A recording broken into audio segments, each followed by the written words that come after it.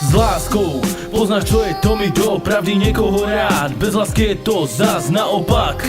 Musíš ze samoty prázdnoty kolem sebe slzy utírať. Skús to změnit a začni milovat, lásku ze sebe vydat.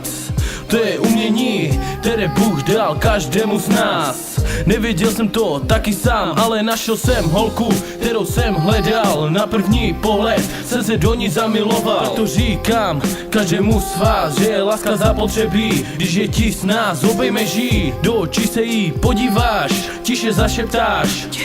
To je první důkaz lásky v nás. Lidi, každý z vás touží po něčem víc, než být jen kamarád.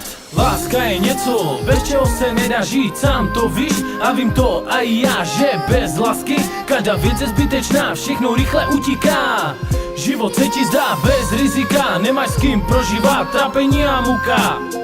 Nemáš s kým prožívat trápení a muka. Láska je velký cit, bez čeho se nedá žít. Musíš uteč pochopit, že v ní je zklamání, taky hodně hledání jedné krásné osoby, na kterou se musíš dívat růžovýma brýlema. Čekat taky na ní krásnýma chvílema, tak jen si počkej, láska si tě najde. Pak bude tě chvění a pěkný pocit srdci. Zahodíš všechno zlé, pochopíš o co jde. V tomhletom stavu ti bude motat hlavu krásná holčina s modrýma očima, s krásnýma prsama, s úžasnou postavou.